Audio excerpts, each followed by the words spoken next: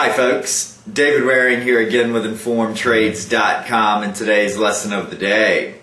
In our last lesson we continued our course on the logistics of stock trading with a look at the oldest exchange in the United States, the New York Stock Exchange. In today's lesson I'm going to continue this discussion with a look at the different participants involved in the New York Stock Exchange and how a trade is executed. So let's get started. The starting place when buying or selling a stock is the brokerage firm. Before the internet, brokers are what are known today as full-service brokers, which basically means that you get to call and speak to a registered broker when placing your trade. With the advent of the internet came electronic trading platforms, which allow traders to bypass the human stockbroker and place trades with the click of a mouse.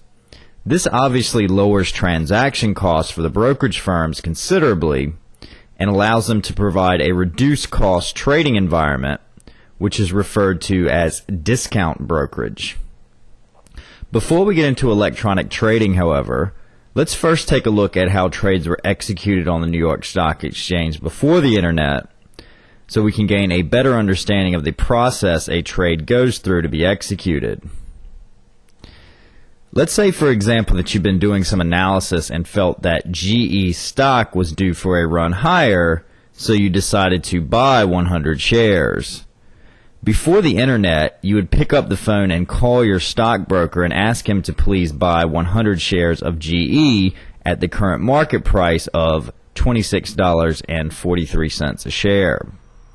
Your broker would then call his firm's order department with the order for 100 shares of GE, who would then notify the firm's clerk, who actually sits on the floor of the New York Stock Exchange where GE stock is traded.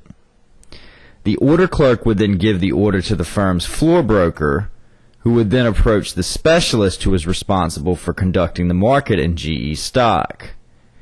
The order would then be given to the specialist, who would match your order to buy 100 shares of GE at the current market price, with another trader who is looking to sell at least 100 shares of GE at the current market price. Once the trade is completed, the floor broker would then notify the clerk that the trade was executed and give him or her the price. The clerk would then notify the firm's order department, who would then notify you and your broker that the trade was completed. Sound complicated enough for you? Well, luckily things have come a long way with the internet, and the large majority of trades are now processed on the New York Stock Exchange through an electronic system called SuperDot.